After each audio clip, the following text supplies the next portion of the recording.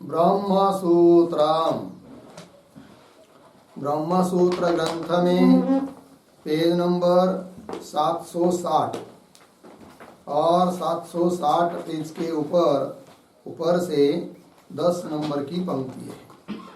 तो देखो भाई, अधुना प्राणानाम एव स्वभावांतरम अभ्युच्चिनोति। ठीक है, तो बात यह चल रही है कि द्वितीय अध्याय चतुर्थ पाद और द्वितीय अध्याय के चतुर्थ पाद का यह 3 नंबर का अधिकरण है और इस अधिकरण का नाम है प्राण अनुत्वाधिकरणम। और इस अधिकरण का विचार विषय है प्राण अर्थात इंद्रियों का परिमाण। तो इंद्रियों का क्या परिमाण है, इस बात का निर्णय करने के लिए इस अधिकरण की प्रवृत्ति हुई है, जबकि पूर्व पक्षी सांख्यादिक इंद्रियों का परिमाण विभू परिमाण मानते हैं और अतः उनका निराकरण करके इंद्रियों का परिमाण विभू नहीं है अपितु मध्यम परिमाण है, इस बात को सिद्ध करने के लिए इस अधिकरण की प्रवृत्ति हुई है। तो इस अधिकरण के 6 अंग और सूत्र का विचार कल हम लोगों ने किया था। अब ये जो 7 नंबर का सूत्र है अनावश्च, उसके भाष्य का विचार करने जा रहे हैं। तो क्या करे भगवान भाष्यकार, पंक्ति को देखिए, अधुना प्राणानाम एव स्वभावांतरम अभ्युच्चिनोति। ठीक है, ये जो पंक्ति है उसके पूर्व में एक छोटा वाक्य लिखते हैं अवतरण के रूप में, अधुना के पहले संक्षेपतः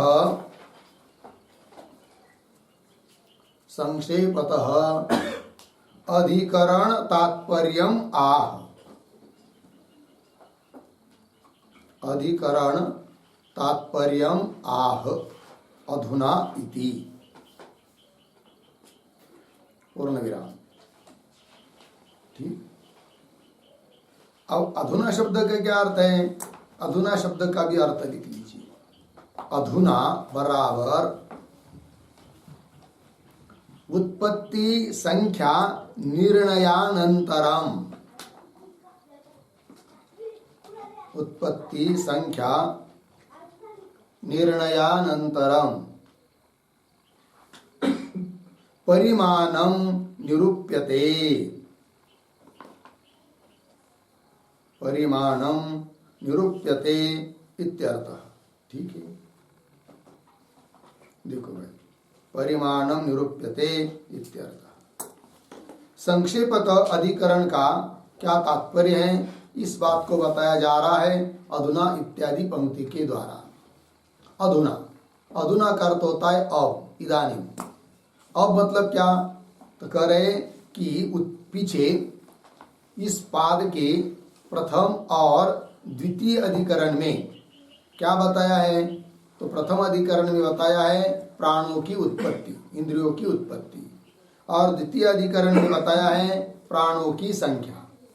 तो इंद्रियों की उत्पत्ति और इंद्रियों की संख्या, इस बात का विचार करने के बाद, इस बात का निर्णय होने के बाद अब इस तृतीय अधिकरण में परिमाण का विचार किया जा रहा है। तो इंद्रियों का परिमाण क्या है। ठीक है, तो देखिए, अधुना प्राणानाम इंद्रियाणाम एव स्वभावांतरम। अब उन इंद्रियों का ही अन्य स्वभाव मतलब परिमाण वगैरह उसका अभ्युच्चिनोति। अभ्युच्चिनोति का अर्थ होता है समुच्चिनोति, अर्थात ग्रंथकार समुच्चय कर रहे हैं, संग्रह कर रहे हैं, बता रहे हैं परिमाण क्या है। स्वभावांतरम अभ्युच्चिनोति। आगे चलिए, अनवश्च अणवः च एते प्रकृताः प्राणाः प्रतिपत्तव्याः। ठीक है, थोड़ा सा शब्दों का अन्वय, एक शब्द छोड़कर आगे, ते, हाँ, एते प्रकृताः प्राणाः, पीछे अनवः, अंतिम में प्रतिपत्तव्याः, ठीक, प्रतिपत्तव्याः इस शब्द का अर्थ है निश्चेतव्याः, निश्चित करना चाहिए। किस बात का निश्चय करना चाहिए?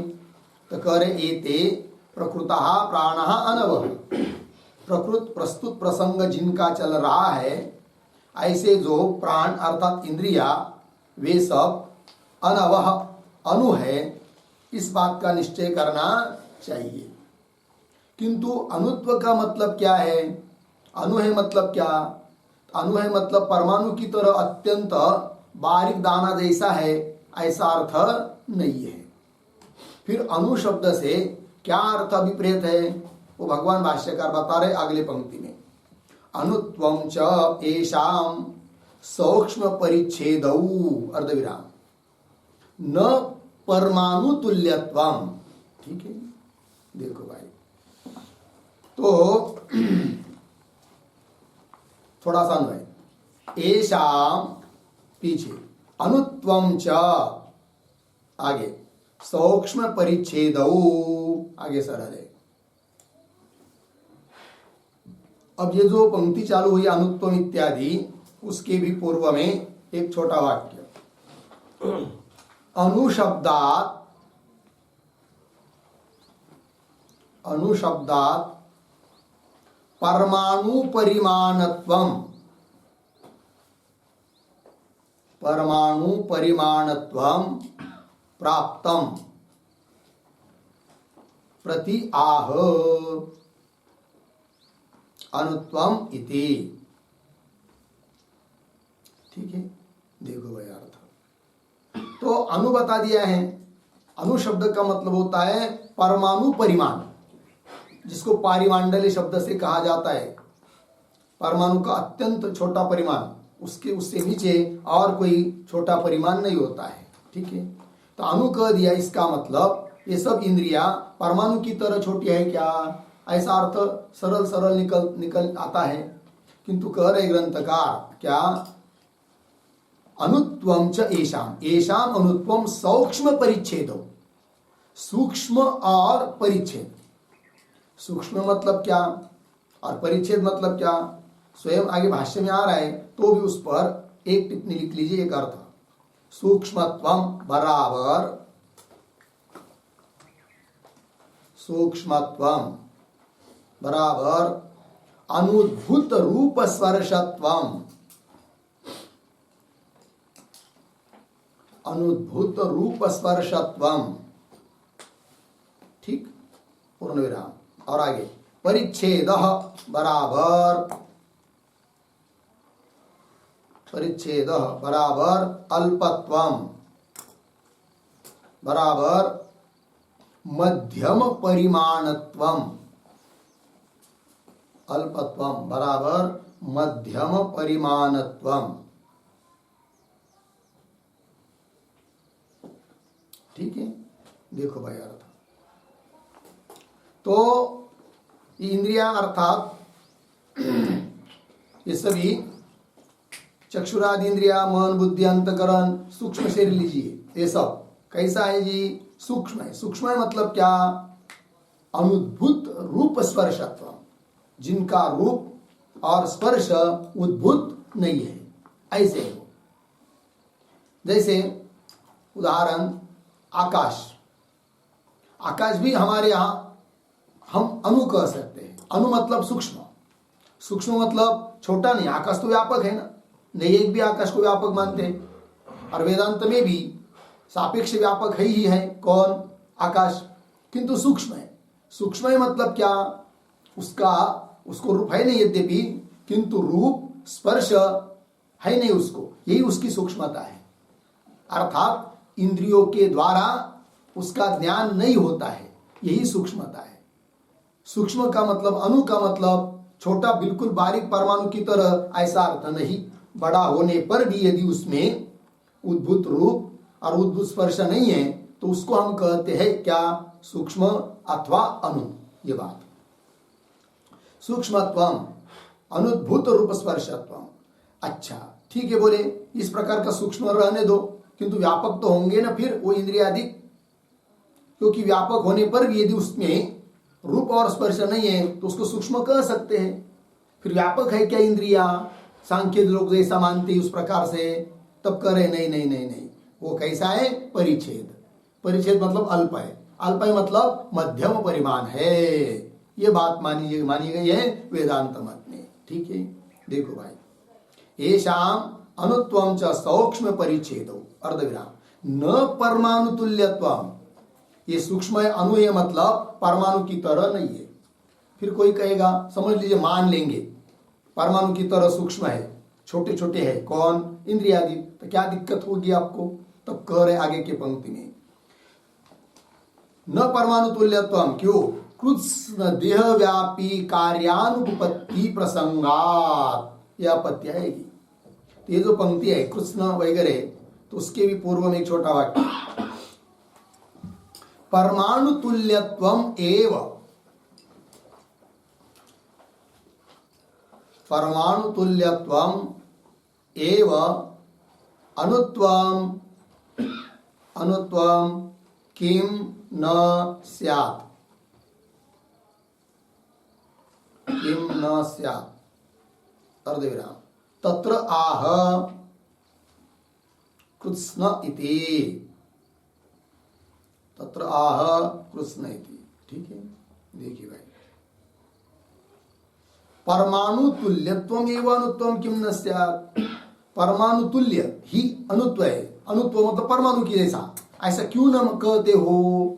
यदि ऐसा कोई प्रश्न करेगा तो उसके लिए उत्तर दे रहे हैं क्या, यदि समझ लीजिए थोड़ी देर के लिए इंद्रियों को मानेंगे, मन आदि बुद्धि सबको मानेंगे, कैसा, परमाणु की तरह, तो दिक्कत क्या आएगी? तो ये अपना इतना बड़ा जो शरीर है कि नहीं, मनुष्य का लीजिए, हाथी का लीजिए, किसी चीज का लीजिए, तो वो शरीर के एक किसी कोने में वो बैठा रहेगा, सूक्ष्म शरीर इंद्रियादि, और तब अन्य जगह जो व्यापार हो रहा है वो नहीं हो पाएगा। जबकि एक ही समय में शरीर में बहुत सारा व्यापार होता है, इसका मतलब वे इंद्रियाधिक अणु नहीं है। वही कह रहे हैं, कृत्स्न देह, संपूर्ण देह में होने वाला जो व्यापार कार्य, कृत्स्न देह व्यापी, समस्त देह में, देह के संपूर्ण भाग में होने वाला व्याप्त होने वाला जो कार्य, उस कार्य की क्या होगी, अनुपपत्ति होगी, अनुपपत्ति का प्रसंग आएगा, प्राप्ति होगी, अर्थात उसकी वो व्यापार नहीं हो पाएगा। जैसे समझ लीजिए कोई व्यक्ति है, पैर में उसको कांटा चुभ गया और उसी समय उसको सिर में कुछ पत्थर लग गया, किसी ने फेंका तो, और वेदना, दोनों बात समझ में आ रही है उसको कि इधर कांटा लग रहा है, इधर ही हो रहा है, फिर दोनों ने नहीं समझ में आना चाहिए, एक ही कुछ होना चाहिए। या कुछ ठंडा हुआ, पैर पानी में रख दिया, गार ठंडे पानी में, और ऊपर से उष्णता लग रही है, दोनों मालूम पड़ रहा है एक ही समय, वो नहीं होना चाहिए, क्योंकि आप इंद्रियों को कैसा मान रहे हैं, सूक्ष्म परमाणु की तरह, किसी कोने में बैठे रहेंगे, तो समस्त शरीर में होने वाला जो व्यापार रूप कार्य, उसकी अनुपपत्ति होगी। इसलिए हम लोग इंद्रियादिकों को अणु की, परमाणु की तरह छोटा नहीं मानते हैं, यह अर्थ हुआ कृष्ण देह व्यापी कार्यानुपत्ति प्रसंगा। अच्छा, फिर बता दिया है उनको कि इंद्रियादि कैसे सूक्ष्म है और परिच्छेद है वाले है। तो सूक्ष्म है मतलब क्या, भगवान भाष्यकार कह रहे, सूक्ष्माः एते प्राणाः, ये प्राण सूक्ष्म है कि नहीं, सूक्ष्माः एते प्राणाः अर्धविराम। आगे, स्थूलाः चेत, यदि, चेत मतलब यदि, स्थूलाः, इन प्राणों को यदि स्थूल मानेंगे तो क्या होगा, पंक्ति देखिए, चेत स्थूलाः स्युः, यदि इनको स्थूल मानेंगे तो क्या दिक्कत आएगी, कह रहे, मरण काले शरीरात् निर्गच्छन्तः बिलात् अहिहि इव उपलभ्येरन् म्रियमाणस्य पार्श्वस्थैहि। ठीक है, शब्दों का थोड़ा अन्वय कर लेंगे। चेत, ये पीछे, स्थूलाः स्युः,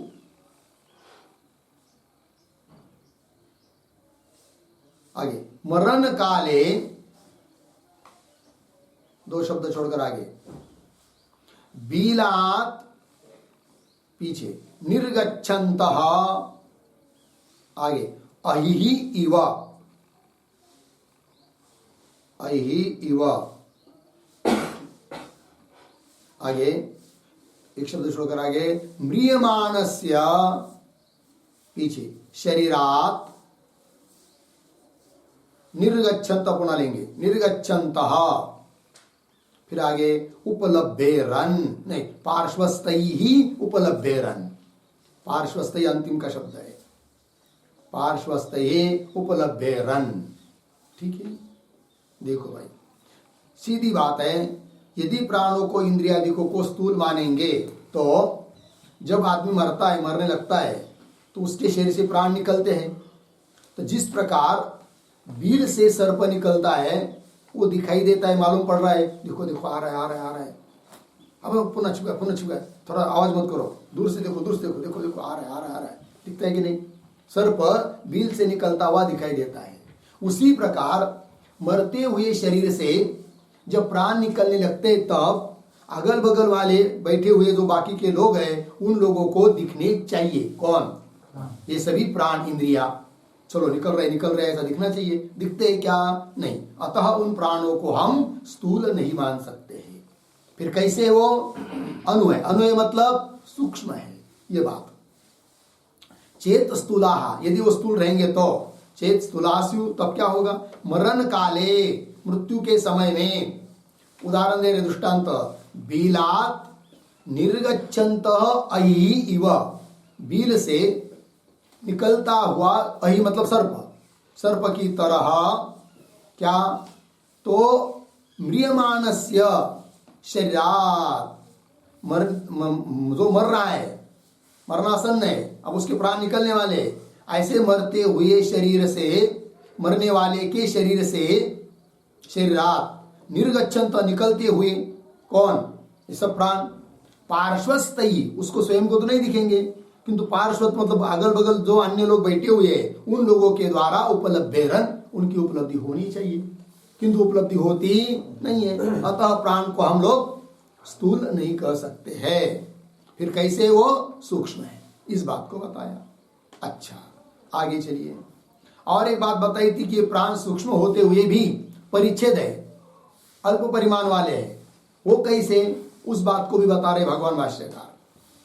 परिच्छिन्नाः च एते प्राणाः, अर्धविराम, सर्वगताः चेत् स्युः, उत्क्रांति गति आगति श्रुति व्याकोपः स्यात्। ठीक है, देखो भाई, एते प्राणाः परिच्छिन्नाः, परिच्छिन्नाः, ये प्राण कैसे है?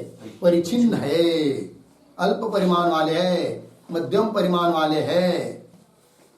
क्यों ऐसा न मानकर यदि उसके विपरीत सर्वगत मानेंगे, सर्वगत मतलब व्यापक, इनको प्राणों को, सर्वगता चेत स्युः, यदि उनको व्यापक मानेंगे तो दिक्कत क्या होगी फिर? तो जिस श्रुति में प्राणों की उत्क्रांति बताई है, उत्क्रांति मतलब शरीर से निकलना बताया है, गति अन्य लोगों में जाता ये बताया है, पुनः उन लोगों से आता है मृत्यु लोक में आगति, ये सब बताया है। जिन श्रुतियों में, उन श्रुतियों के साथ विरोध होगा, व्याकोप मतलब विरोध होगा। क्यों? कि यदि आप प्राणों को कैसा मान रहे? सर्वगत, व्यापक, और व्यापक का उत्क्रमण नहीं होता है, व्यापक की गति नहीं होती है, व्यापक की आगति नहीं होती है, जबकि श्रुति नहीं बताई है। अतः व्यापक नहीं मान सकते हैं। किनको? प्राणों। सर्वगता चेत स्युः, तब उत्क्रांति गति आगति श्रुति व्याकोप स्यात्, व्याकोप मतलब विरोध, विरोध होगा इस श्रुति को। ठीक, अच्छा, और क्या दिक्कत होगी प्राणों को व्यापक मानने पर? तब कह रहे तद्गुण सारत्वं च जीवस्य न सिद्धेत। ठीक है ना? थोड़ा सा अन्वय, च जीवस्य, पीछे, तद्गुण सारत्वं न सिद्धेत, च जीवस्य तद्गुण सारत्वं न सिद्धेत। लग गया? देखो भाई ये क्या चीज है भाई, तो ये जो पंक्ति है ना तद्गुण सारत्वम, उसके पीछे अवतरण के रूप में एक वाक्य लिखते हैं, लिखेंगे बुद्ध्यादीनाम, मिला कुछ पीछे, क्या मिला पीछे, कुछ दिखाई दिया, याद आ रहा है लेकिन मिल नहीं रहा है ना। चलो बुद्ध्यादीनाम हम बताएंगे, विभुत्वे, बुद्ध्यादीनाम विभुत्वे अंतकरण अवच्छेदात्, अंतकरण अवच्छेदात् आत्मनः अनुत्वम, आत्मनः अनुत्वम यद यद उत्क्रांति अधिकरणे, उत्क्रांति अधिकरणे, कौन उसमें लिखिए ब्रह्म सूत्र 2-3-29, 2-3-29 कौन बन आइए, सिद्धम तद अपि न सिद्धेत, तदपि न सिद्धेत इति आह तद्गुण इति, पूर्ण विराम। देखो भाई अर्थ, तो बुद्ध्यादि नाम विभुत्वे, बुद्धि वगैरह जो प्राण इंद्रिया है उनको यदि विभू मानेंगे तो क्या होगा, अंतकरण अवच्छेदात् आत्मन अनुत्वम यत् उक्तम सिद्धम, है कि नहीं। आत्मा यद्यपि वस्तुतः व्यापक है तो भी उसमें अनुत्व का व्यवहार किया जाता है। बोलेंगे वो क्यों, इसलिए कि उस आत्मा का उपाधि है अंतकरण, और वो अंतकरण कैसा है, परिचिन्न है, अणु है, अतः उस उपाधि के कारण आत्मा में अनुत्व का व्यवहार होता है। यह बात बताई है कहाँ पर, उत्क्रांति अधिकरण में पीछे, अर्थात ब्रह्म सूत्र के दूसरे अध्याय के तृतीय पाद के 29 नंबर के सूत्र में, 2-3-29, ठीक है ना। तो देखो भाई, और यदि समझ लीजिए आत्मा में अनुत्व की जो औपाधिक सिद्धि की है वह भी नहीं हो पाएगी। कब, यदि उन अंतकरणादिक प्राणों को व्यापक मानेंगे तो, क्योंकि आत्मा भी स्वरूपतः व्यापक है और उसकी उपाधि अंतकरणादि भी व्यापक रहेंगे, तो आत्मा में अनुत्व का व्यवहार कैसा हो पाएगा, नहीं हो पाएगा।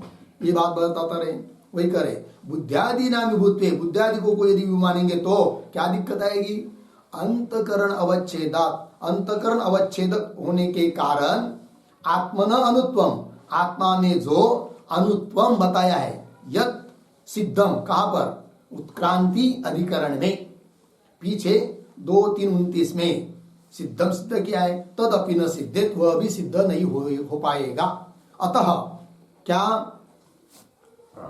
प्राणों में सर्वगतता व्यापकता नहीं है, अपितु मध्यम परिमाण है, अणु है, ये उसका मतलब, ठीक है। वही दे रहे आगे भाष्य पंक्ति में, आइए, च जीवस्य तद्गुण सारत्वम न सिद्धे, तद्गुण सारत्व, तद अंतकरण, अंतकरण के गुणों की प्रधानता, मुख्यता प्रतीत हो रही है, किसमें, जीव में, ये जो बताया है वह भी सिद्ध नहीं होगा। कब, यदि हाँ अंतकरणादि प्राणों को सर्वगत मानेंगे तब, ठीक है। ये जो शब्द आया है ना तद्गुण सारत्वम, उस पर एक वाक्य लिखिए पुनः, बुद्ध्यादि उपाधे,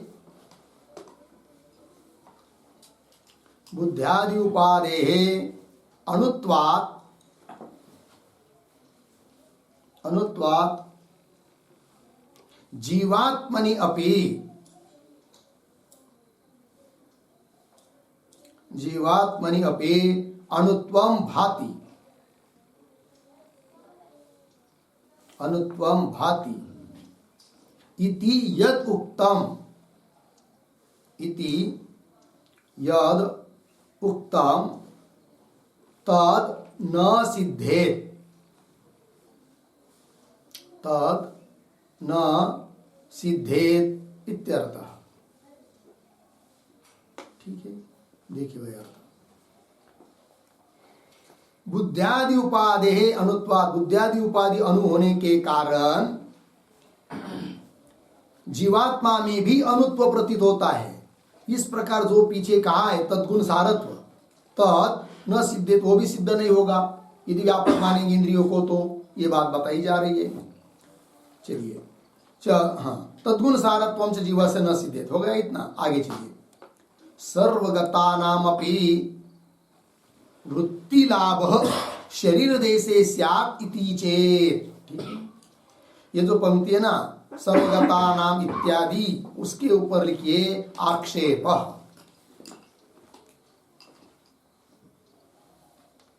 और उसके पूर्व में एक वाक्य लिखिए छोटा, पूर्व पक्षम आह, पूर्व पक्षम आह सर्वगतानाम इति।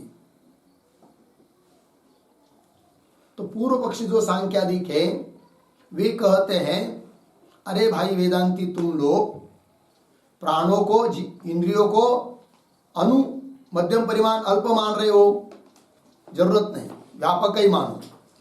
फिर व्यापक मानने पर काम कैसा चलेगा?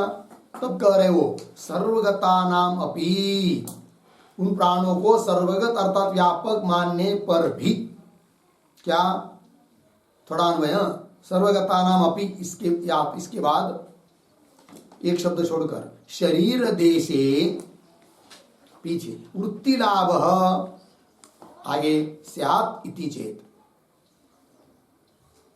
देखो यार, तो प्राणों का अर्थात इंद्रियों को सर्वगत अर्थात व्यापक मानने पर भी शरीर देश में ही उनका व्यापार होता है, ऐसा मान लेंगे। तो व्यापक मानने से कोई हानि नहीं है, तो व्यापक मान लो, है कि नहीं? शरीर को छोड़कर शरीर के बाहर के देश में उन प्राणों में व्यापार नहीं होता है, होने पर भी, मतलब शरीर के बाहर भी वो इंद्रियादिक है क्योंकि व्यापक है, किंतु उनका व्यापार केवल शरीर प्रदेश में ही होता है। शरीर के बाहर भी इंद्रिया है तो भी उनमें व्यापार नहीं होता है, ऐसा मान लेंगे। तो क्या दिक्कत है तुमको? पूर्व पक्षी पूछ रहा है। सर्वगता नाम अपि शरीर देशे, शरीर भाग में ही वृत्ति लाभ, वृत्ति लाभ मतलब व्यापार अर्थात कार्य उनका होता है, ऐसा मानेंगे। स्यात् इति चेत, ऐसा पूर्व पक्षी यदि बोलता है तो उत्तर दे रहे न, क्यों? वृत्ति मात्रस्य करणत्व उपपत्तेः। ठीक है ना? तो ये जो न इत्यादि पंक्ति उसके ऊपर लिखिए समाधानम।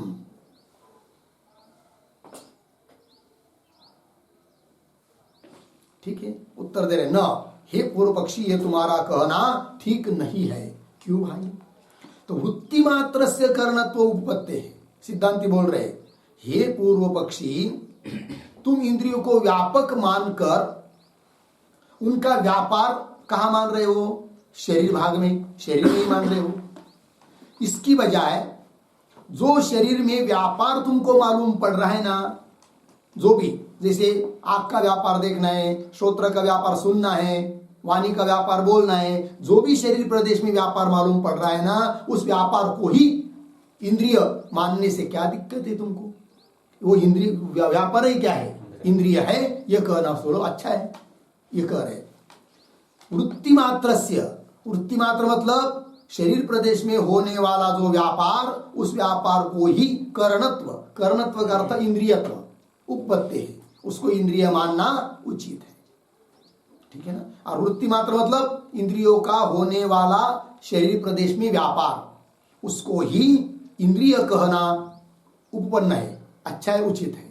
ठीक है, क्योंकि बाहर के प्रदेश को इंद्रिय मानने से लाभ ही क्या है? क्योंकि उससे व्यापार हो ही नहीं रहा है, यह अभिप्राय। आगे उसको स्पष्ट कर रहे, यत एव ही उपलब्धि साधनम वृत्ति ही अन्यद्वा तस्य एव नः करणत्वम अर्धविराम संज्ञा मात्रे विवादः इति करणानाम व्यापित्व कल्पना निरर्थिका।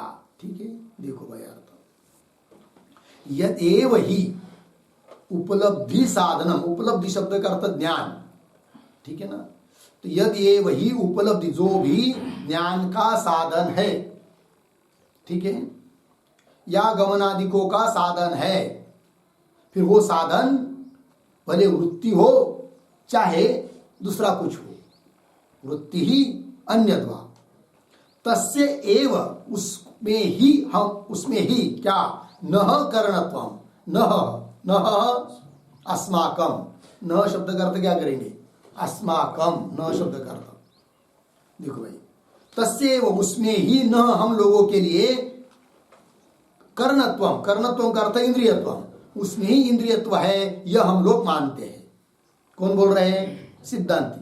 क्या अर्थ निकला कि जो भी कोई उपलब्धि का साधन है, चाहे वो वृत्ति हो चाहे और दूसरा कोई चीज हो, उसको ही हम कहते हैं क्या इंद्रिय है करके, है कि नहीं। और ऐसा हम कहते हैं, फिर बात क्या हो गई, तो संज्ञा मात्र विवाद, बस नाम मात्र में विवाद रह गया। जिसको तुम क्या कहते वृत्ति, उसको हम कहते हैं इंद्रिय, और जिसको हम इंद्रिय कहते हैं उसको तुम कहते हैं क्या वृत्ति। इतना ही अंतर रह गया, ये बात है। विवाद में, विवाद किस बात में, केवल नाम में है, वस्तु में नहीं। अतः यदि उस अल्प वृत्ति रूप, वृत्ति को ही काम मानकर, वृत्ति को, वृत्ति है ना, वृत्ति मतलब व्यापार, वही इंद्रिया है, उतने भर में ही इंद्रिया है, ऐसा मानने से काम चल सकता है, तो इंद्रियों को व्यापक कहना निरर्थक है, ये बात। संज्ञा मात्र विवाद इति, ऐसा होने से करणानाम, करणानाम इंद्रियानाम व्यापित्व कल्पना निरर्थिका, उनको व्यापक कहना निरर्थक है। ठीक है, ये जो पंक्ति है ना भाई, संज्ञा मात्र विवाद इत्यादि, उसके ऊपर लिखते थोड़ा सा टिप्पणी।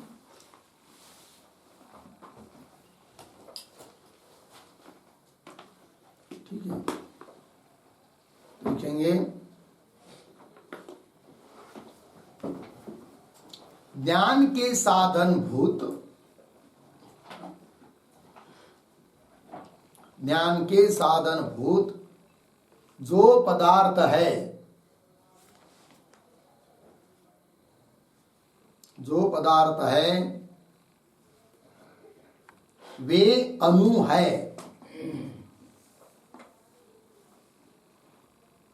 वे अणु है, अर्धविराम। यह वेदांतियों का सिद्धांत है, यह वेदांतियों का सिद्धांत है, पूर्ण विराम। वह तुम पूर्व पक्षी को भी, तुम पूर्व पक्षी को भी मान्य है, मान्य है, क्योंकि तुम्हारे मत में भी, तुम्हारे मत में भी इंद्रियों को व्यापक मानकर भी, इंद्रियों को व्यापक मानकर भी ज्ञान के साधन भूत, ज्ञान के साधन भूत जो इंद्रियों के व्यापार है, जो इंद्रियों के व्यापार है, वे शरीर में ही होने से, शरीर में ही होने से अणु ही है, अणु ही है, पूर्ण विराम। अंतर इतना ही है कि, अंतर इतना ही है कि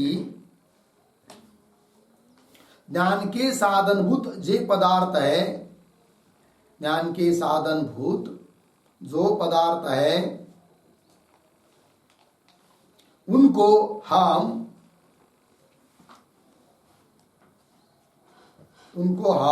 इंद्रिय ऐसा कहते हैं,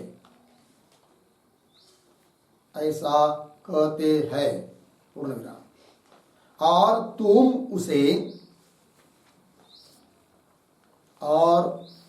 उसे व्यापार शब्द से कहते हो,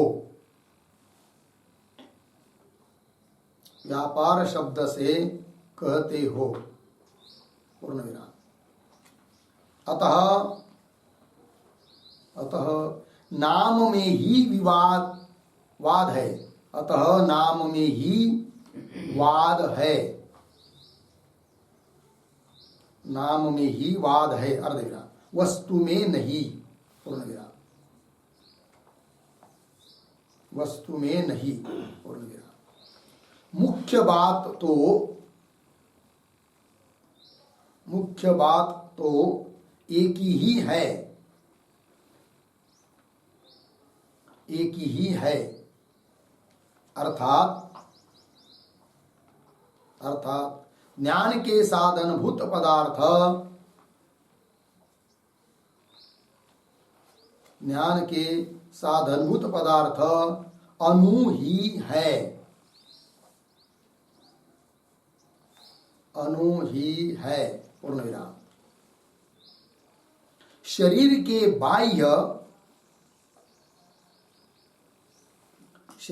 बाह्य प्रदेश में,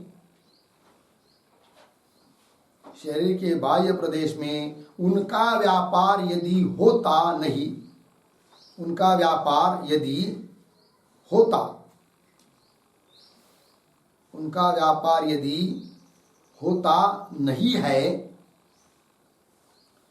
होता नहीं है तो इंद्रियों को विभू मानना निरर्थक है,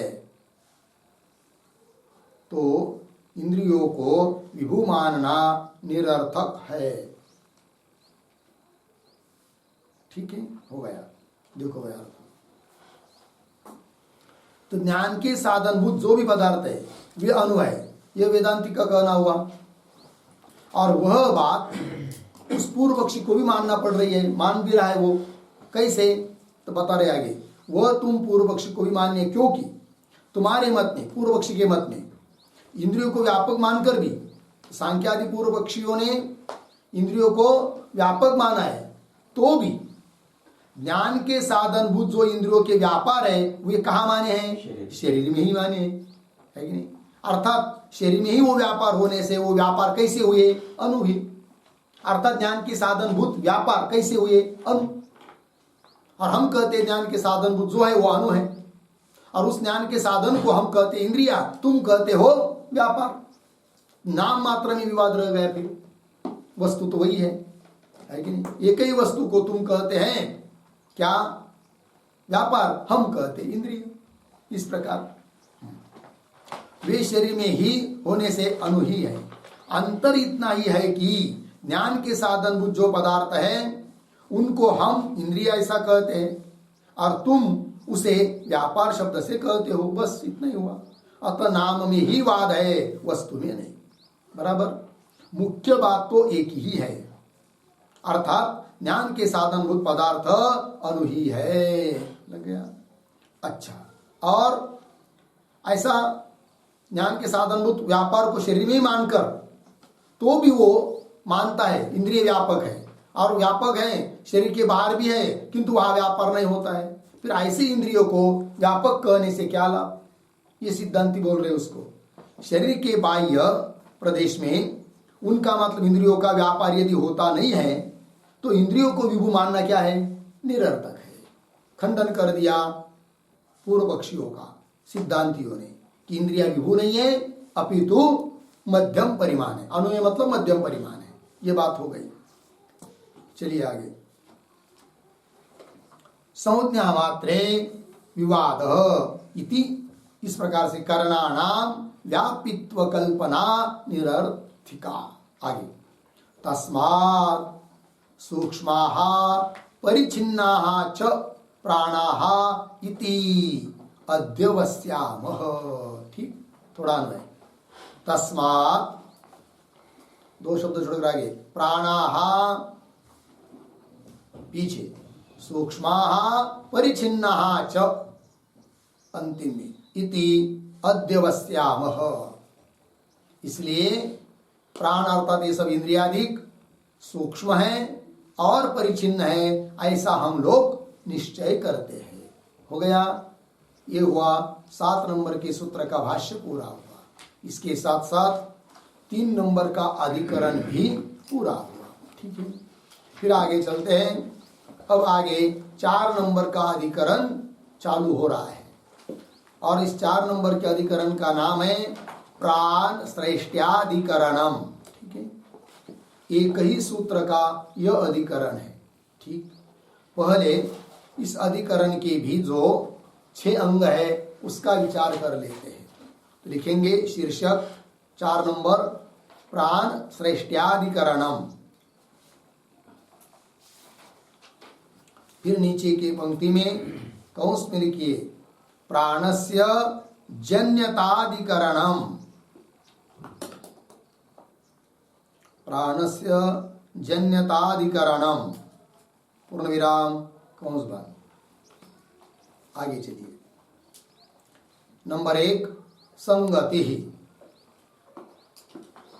बराबर अतिदेश संगत्या, अतिदेश संगत्या इदम अधिकरणम आरभ्यते। इदम अधिकरणम आरभ्यते पूर्ण विराम। तथा ही ड्यास देकर आगे अस्मिन् द्वितीयाध्यायस्य चतुर्थ पादे, द्वितीयाध्यायस्य चतुर्थ पादे एतावत् पर्यन्तम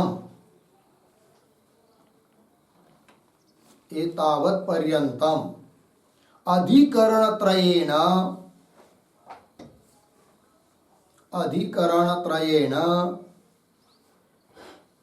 मुख्य प्राणातिरिक्त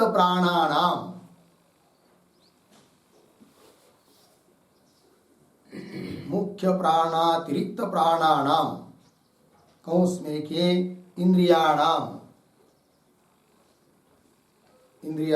कौंस बंद। आगे सृष्ट्यादिकम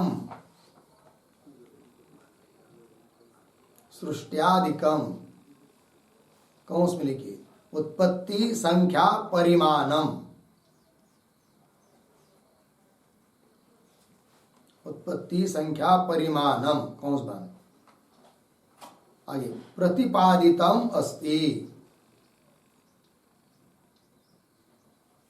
प्रतिपादितम अस्ति पूर्ण विराम। तत्र प्रथमाधिकरण न्यायम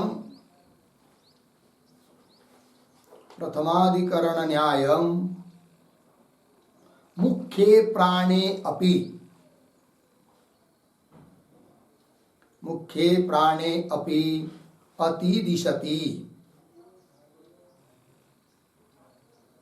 अतिदिशति पूर्ण विराम। अतः अतिदेश संगत्या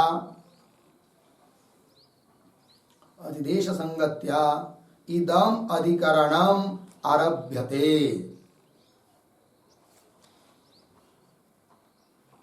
इदम अधिकरणम आरभ्यते इति। हो गया, देखो भाई यार।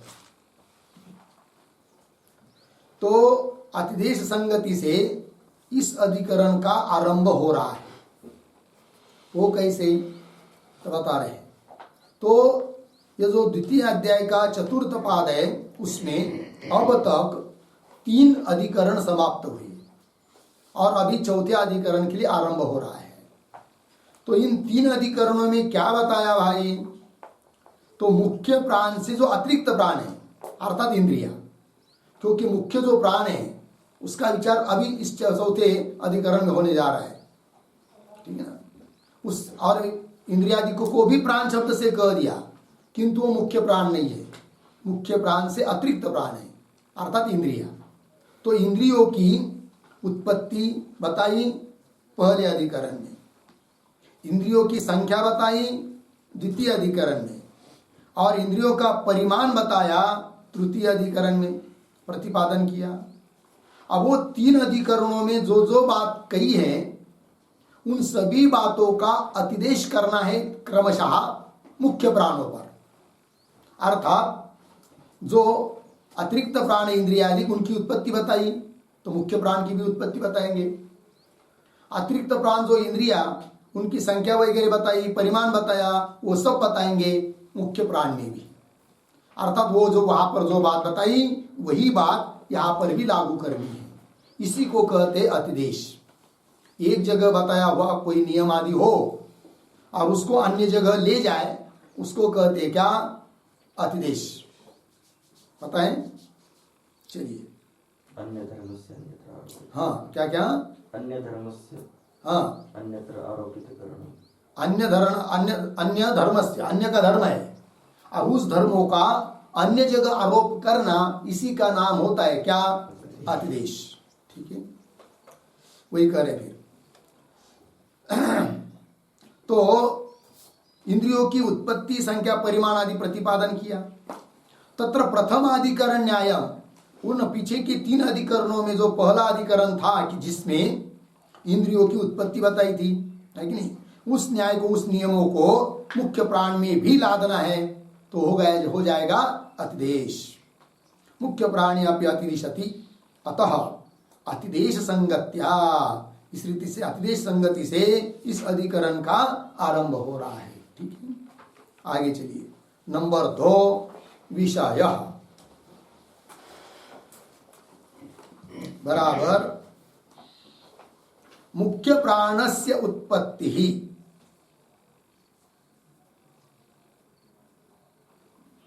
मुख्य प्राणस्य उत्पत्ति ही अधिकरणस्य, अस्य अधिकरणस्य विचार विषयः अस्ति, विचार विषयः अस्ति। ठीक है, देखो भैया, तो मुख्य प्राण की उत्पत्ति इस अधिकरण का विचार विषय है। हो गया। फिर आगे नंबर 3 संशय बराबर मुख्य प्राण, मुख्य प्राण अनादि अस्ति, अनादि अस्ति, जायते वा, जायते वा इति भवति संदेह, इति भवति संदेह। ठीक, देखिए भैया, तो संशय क्या हो रहा है कि मुख्य जो प्राण है उसका स्वरूप क्या है वो सब आगे आएगा, किंतु मुख्य जो प्राण है वह मुख्य प्राण है क्या? वायु ही प्राण नहीं है, वायु का कार्य वायु विशेष तत्वांतर वो है, वो बताएंगे आगे, अभी आएगा। मुख्य प्राण अनादि अस्ति, मुख्य प्राण अनादि है मतलब उत्पन्न नहीं होता है, ऐसा है क्या? अथवा जायते, उत्पन्न होता है, दोनों में से क्या है? तो ये हुआ संशय। फिर आता है नंबर 4 पर पूर्व पक्ष बराबर लिखेंगे। मुख्य प्राण क्या कहेगा पूर्व पक्षी? तो मुख्य प्राण अनादि ही अस्ति, अनादि ही अस्ति, पूर्ण विराम। मुख बीले संचरण, मूक बीले संचरण, उच्छ्वासकारी, उच्छ्वासकारी उच्छ्वासकारी यह प्राणः, सॉरी, यह वायु, उच्छ्वासकारी यह वायु सह प्राणः, सह प्राणः अर्धविराम, सह अनादि, सह अनादि पूर्ण विराम। आगे कौंस में लिखेंगे कुतः प्रश्न चिन्ह, आगे की तरफ बांध देकर कौंस बंद। फिर आगे उद्धरण चिन्ह में नासदासीत, नासदासीत, नासदासीत उद्धरण चिन्ह बंद। इति सूक्ते, इति सूक्ते कौंस में लिखिए नासदासित, नासदासित इस शब्द से आरंभ करके, इस शब्द से आरंभ करके कहा हुआ जो सूक्त, सूक्त अर्थात कुछ मंत्रों का समुदाय है, कुछ मंत्रों का समुदाय है अर्धविराम, उसको नासदासीय सूक्त कहते हैं, नासदासीय सूक्त कहते हैं। पूर्ण विराम कंस बंद। आगे उद्धरण चिन्ह में आनीत अवातम, आनीत अवातम,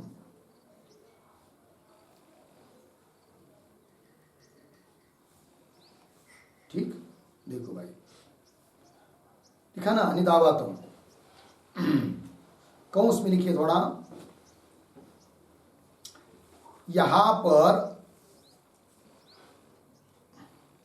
क्यों ऐसे कीजिए कंस में, यहां पर नहीं, सॉरी, वह अकेला वात वर्जित था,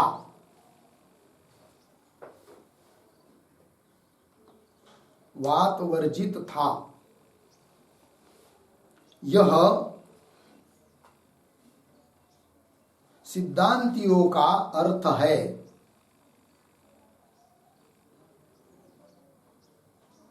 सिद्धांतियों का अर्थ है, किंतु पूर्व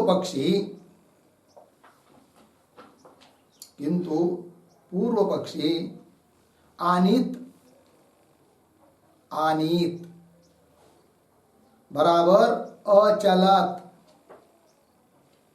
अचलत बराबर वह प्राण चेष्टा से युक्त, वह प्राण चेष्टा से युक्त था, ऐसा अर्थ करते हैं, ऐसा अर्थ करते हैं, ठीक, कंस बंद। आगे चलिए, इत्यत्र, इत्यत्र आनित शब्देन, आनित शब्देन सृष्टेः प्राक्, सृष्टेः प्राक् महाप्रलय काले, महाप्रलय काले प्राण चेष्टा, प्राण चेष्टा श्रवणात्, श्रवणात् इति, कंस में लिखिए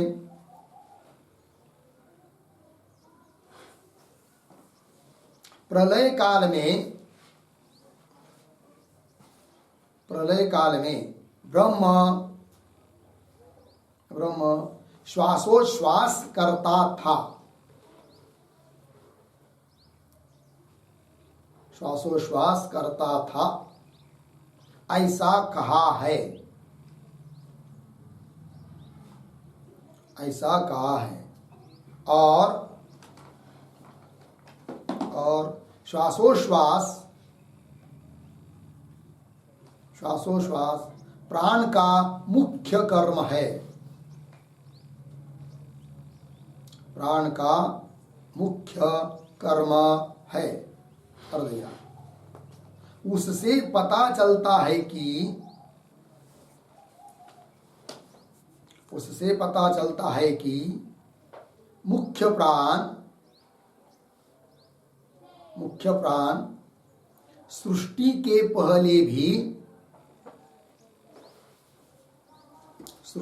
पहले भी महाप्रलय काल में भी था, महाप्रलय काल में भी था, अर्थात नित्य है, नित्य है।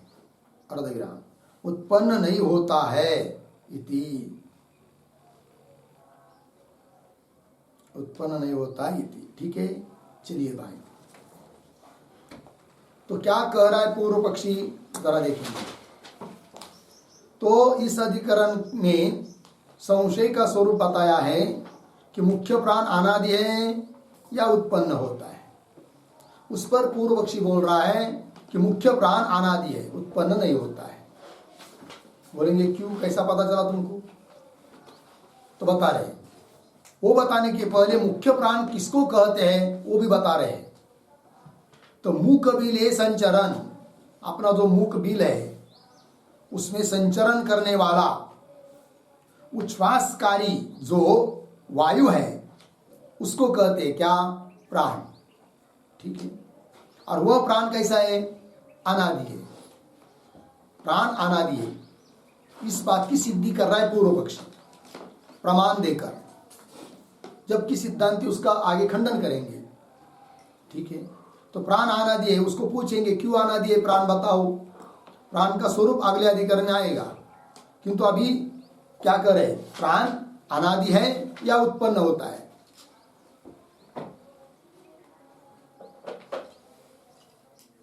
बोलते थे, देखो भाई, तो मुंह कबील में संचरण करने वाला उच्छ्वासकारी जो वायु वह है प्राण, और वह अनादि है। क्यों? तो बता रहा है पूर्व पक्षी, नासदासित इति सूक्त, एक नासदीय सूक्त है वेद में। सूक्त मतलब कुछ मंत्रों का समूह, सूक्त स्तुति प्रकरण। और वो कौन सा सूक्त है? जिसका नाम है नासदीय। नासदीय नाम क्यों दिया उसको, वो आपको लिख के दिया, लिखिए। नासदासित शब्द से उसका आरंभ हुआ है, उस सूक्त का आरंभ करके कहा हुआ जो सूक्त है, सूक्त मतलब कुछ मंत्रों का समूह। और नासदीय शब्द से, नासदासित शब्द से आरंभ हुआ है, इसलिए उस सूक्त का नाम पड़ गया क्या? नासदासीय सूक्त। यह है। और उस नासदासीय सूक्त में एक मंत्र आता है। उस मंत्र में, वो मंत्र कौन है? पूरा मंत्र भाष्य में आएगा, किंतु उस मंत्र में से जितने भाग को लेकर पूर्व पक्षी अपनी बात रखता है उतने भाग को यहां पर लिया। आनिद अवातम, ऐसा उस मंत्र में आया है। यहां पर भी आनिद शब्द है। आनिद शब्द का अर्थ वेदांती तो अलग करेंगे, सिद्धांती वो क्या करेंगे?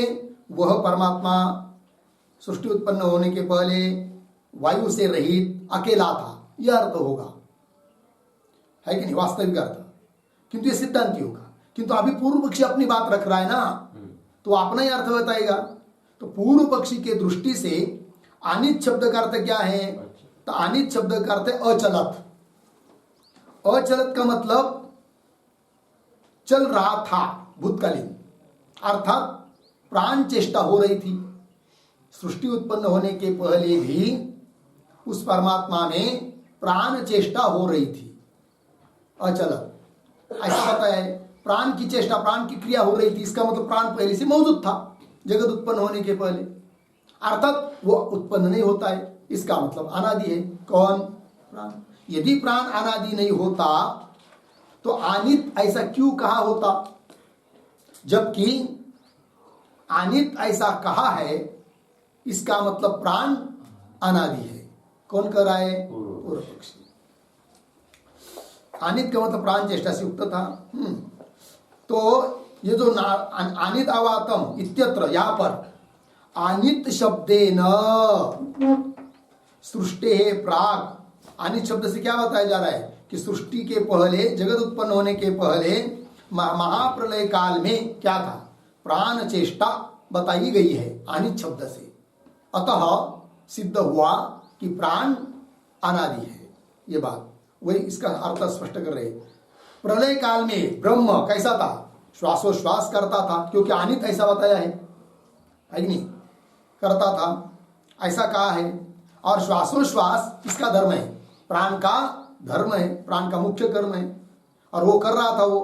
इसका मतलब इससे पता चलता है कि क्या उस समय में भी, जगत उत्पन्न होने के पहले भी प्राण था, अर्थात प्राण नित्य है, अर्थात अनादि है, उत्पन्न नहीं होता है, क्योंकि श्रुति ने अनित अवातम ऐसा साक्षात बताया है।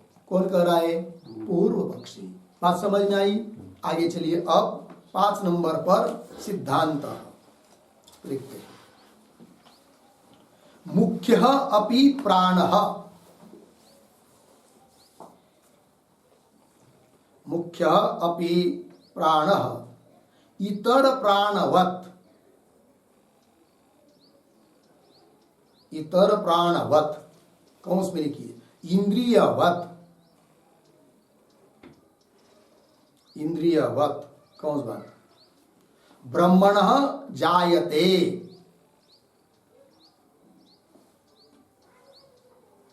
एक ब्रह्मण जायते पूर्ण विराम। आगे उद्धरण चिन्ह में आनित, उद्धरण चिन्ह बन। आगे क्या लिखा? अनित ना? हाँ, तो अनित शब्द शब्द न प्राण व्यापारम वक्ति, न प्राण व्यापारम वक्ति,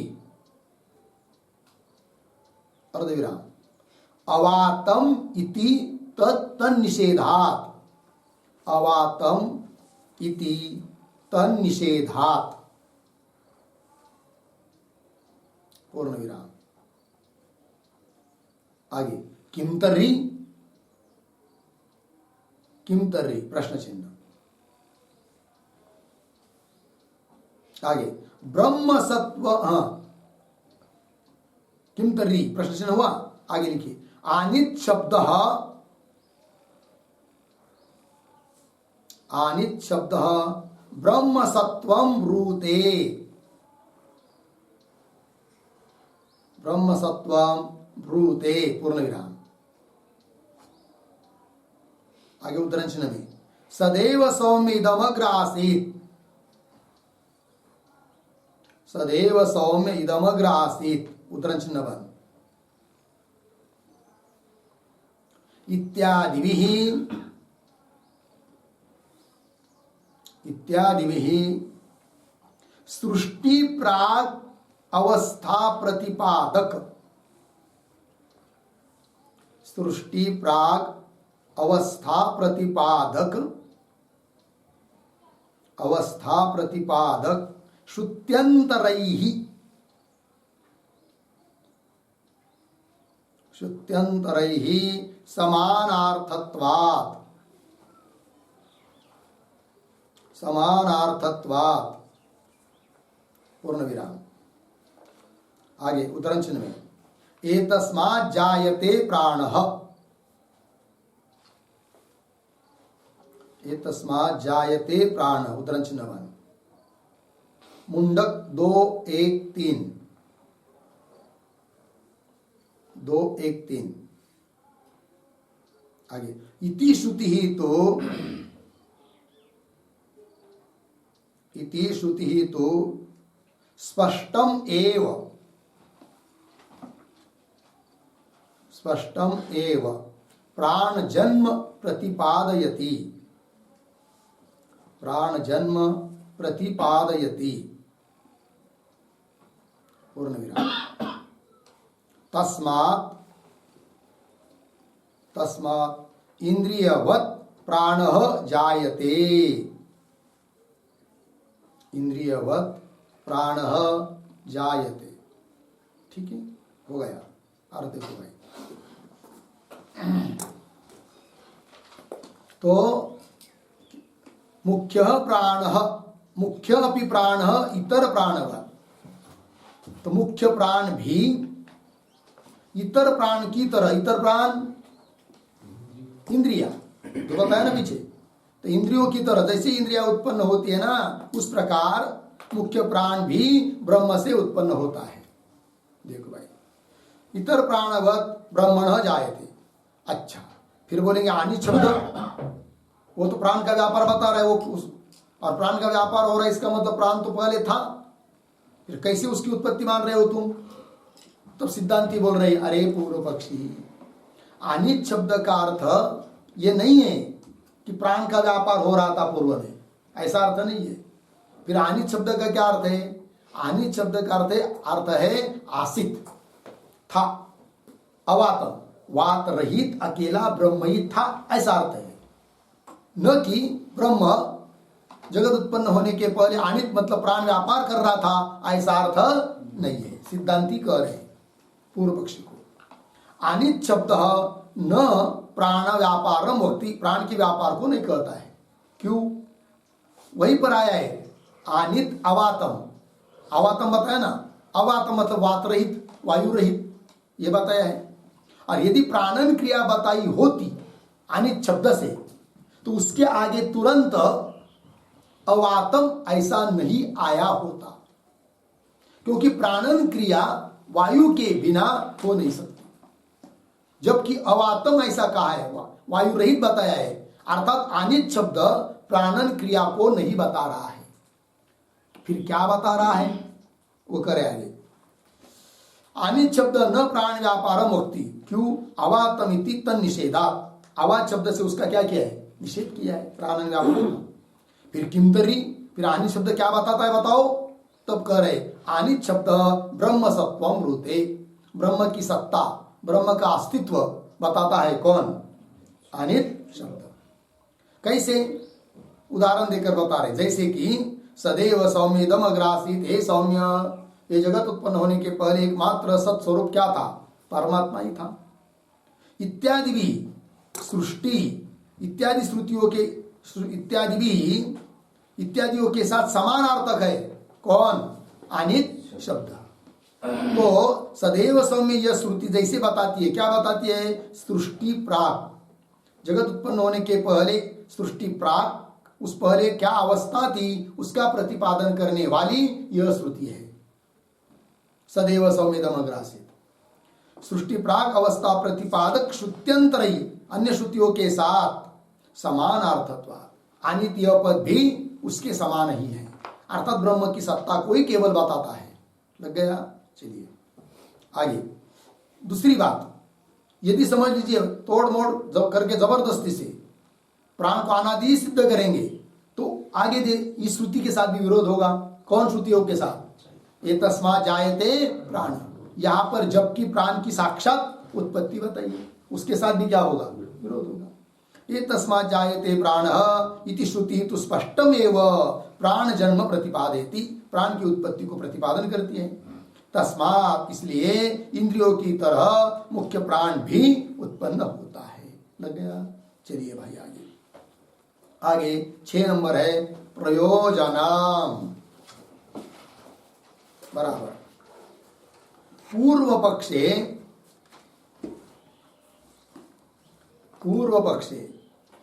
प्राणोत्पत्ति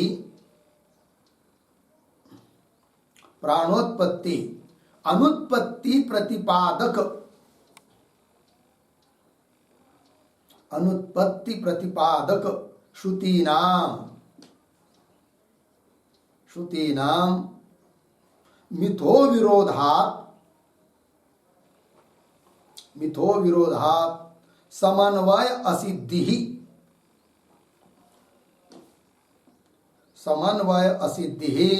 प्रयोजनम भवति,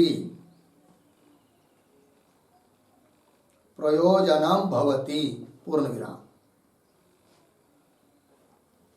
सिद्धांते सिद्धांते श्रुतीनां मिथो,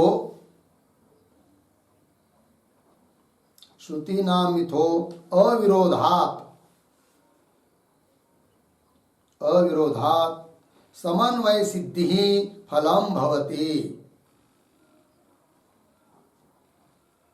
समन्वय सिद्धि फलम भवति इति उभयोः फलभेदः अस्ति, इति उभयोः फलभेदः अस्ति। ठीक है जी, देखो भाई अर्थ। तो पूर्व पक्ष में प्राणोत्पत्ति अनुत्पत्ति प्रतिपादक श्रुति नाम, जैसे कि ये तस्मात् जायते प्राण, प्राण की उत्पत्ति बताई है, और आनित इससे अनुत्पत्ति बताई है पूर्व पक्ष की दृष्टि से, तो विरोध हो रहा है। तो प्राणोत्पत्ति अनुत्पत्ति प्रतिपादक श्रुति नाम मिथो परस्पर विरोध होने से समन्वय की असिद्धि ये फल है पूर्व पक्षी में। और सिद्धांतियों के यहाँ श्रुतियों का परस्पर कोई विरोध नहीं, अविरोधात् विरोध न होने से समन्वय सिद्धि फलम भवति, समन्वय की सिद्धि क्या है? फल है। इति उभयो फल भेद अस्ति। हो गया जी, चलिए आगे। अब अधिकरण का सार बताने वाला जो वैयासिक न्यायमालाकार के हर एक अधिकरण के लिए श्लोक द्वय होते हैं, उसका विचार करेंगे। चलिए श्लोक का उच्चारण।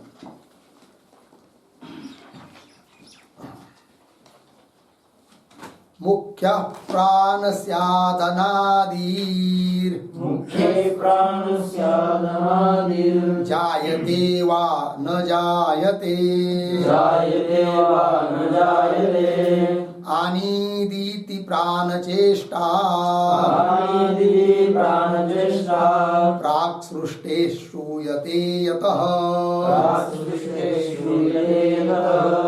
मुख्ये प्राणस्यादनादिर, जायते वा न जायते, आनीदीति प्राणचेष्टा, प्राक् सृष्टे श्रूयते यतः। ठीक। अब पद अच्छे देखिए। और आपके पुस्तक में जो मुख्य ही ऐसा हुआ है ना, वो गलत है, मुख्य ऐसा चाहिए। अब देखिए, मुख्य प्राण पदचित कर रहा हूं, मुख्य प्राण स्यात् अनादि जायते वा न जायते, आनीत इति प्राणचेष्टा प्राक् सृष्टेः श्रूयते यतः। ठीक। अब अन्वय शुरू से। मुख्य प्राण, एक शब्द छोड़कर आगे, अनादि पीछे, स्यात् आगे, वा पीछे, जायते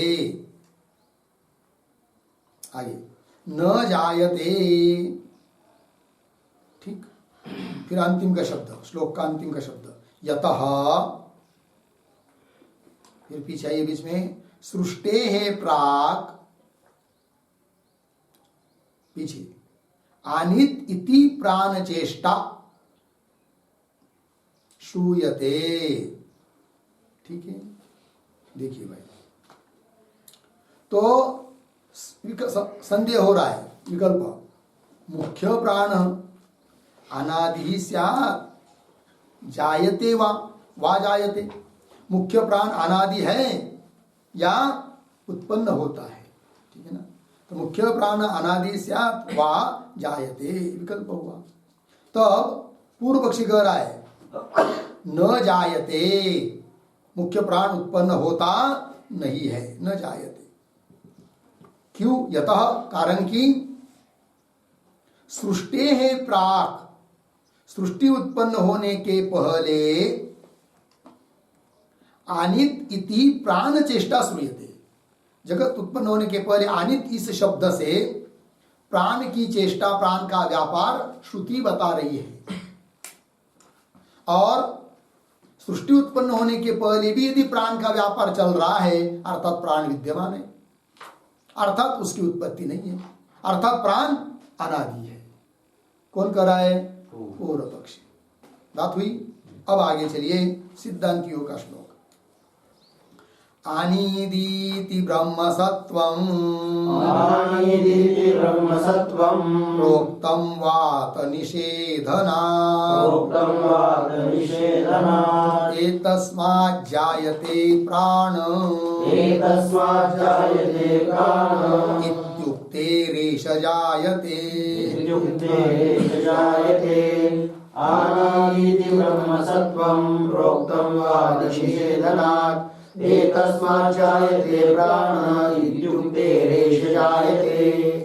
हाँ पद अच्छे देखिए।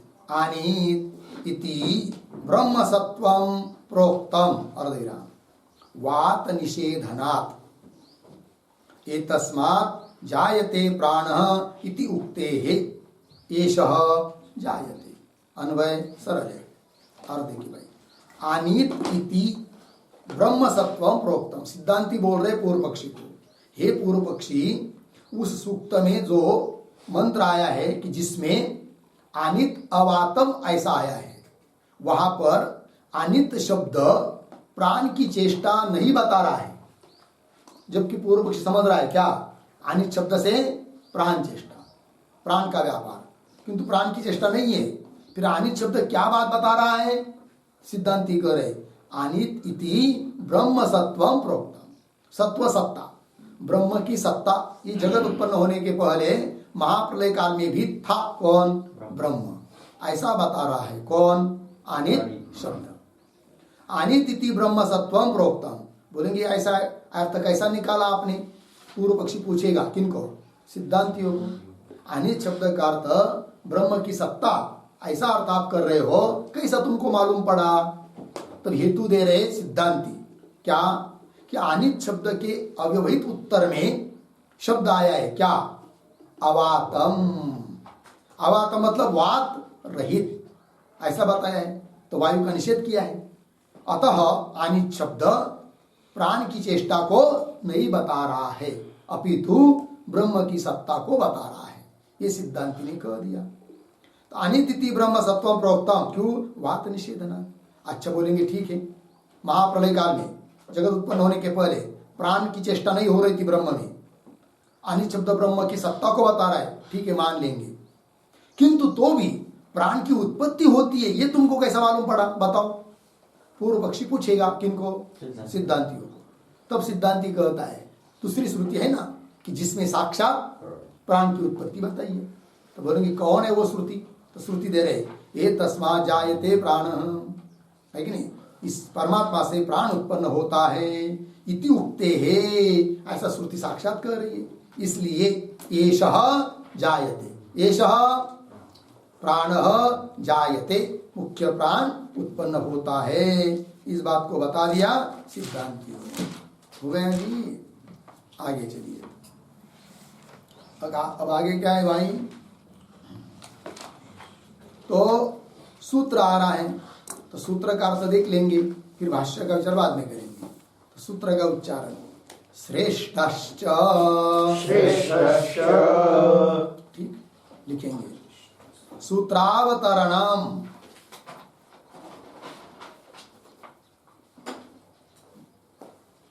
सूत्रावतरण बराबर मुख्य प्राणातिरिक्त प्राणानाम, मुख्य प्राणातिरिक्त प्राणानाम, कौंस में लिखिए इंद्रियाणाम, कौंस बंद, आगे सृष्ट्यादि शिष्ट्वा, सृष्ट्यादि शिष्ट्वा, कौंस में लिखिए उपपाद्य, उपपाद्य, कौंस बंद, आगे मुख्ये अपि प्राणे, मुख्ये अपि प्राणे अतिदिशति, अतिदिशति, ठीक है। फिर नीचे के पंक्ति में सूत्रम श्रेष्ठश्च 2, 4, 8, पदच्छेद श्रेष्ठः च, फिर प्रतीक च बराबर अपि, अपि अर्धविराम, पुनः प्रतीक श्रेष्ठः बराबर मुख्यः प्राणः, मुख्यः प्राणः अपि, अपि इंद्रियवत्, इंद्रियवत् ब्रह्मणः जायते, ब्रह्मणः जायते। हो गया अर्थ देखो भाई। तो सूत्रावतरण में लिख रहे हैं कि मुख्य प्राणों से अतिरिक्त प्राण अर्थात इंद्रिया, इंद्रियादिकों की सृष्टि उत्पत्ति वगैरह शिष्टवा उपाद्य, उसका उत्पादन किया, प्रतिपादन किया, कथन किया। अब मुख्य अपनी प्राणे अतिदिशति, मुख्य जो प्राण है उसकी भी उत्पत्ति वगैरह होती है, इस बात को बता रहे अब सूत्र के माध्यम से। तो सूत्र आया श्रेष्ठश्च। तो पदार्थोक्ति में लिख रहे च मतलब अपि, अपि मतलब जैसे इंद्रियों की उत्पत्ति प्रथम अधिकरण में बताई, उसी प्रकार श्रेष्ठ अर्थात मुख्य प्राण भी उत्पन्न होता है। वही कह रहे श्रेष्ठ अर्थ कर दिया मुख्य प्राण, अपि मुख्य प्राण भी इंद्रियों की तरह ब्रह्म न जायते, ब्रह्म से उत्पन्न होता है। हो गया जी, ये हुआ सूत्र का अर्थ। अब इस सूत्र के ऊपर जो भाष्य है उसका विचार हम लोग कल करेंगे। ओम पूर्णमदः पूर्णमिदं पूर्णात् पूर्णमुदच्यते पूर्णस्य पूर्णमादाय पूर्णमेवावशिष्यते। ओम शांति शांति शांति। शंकर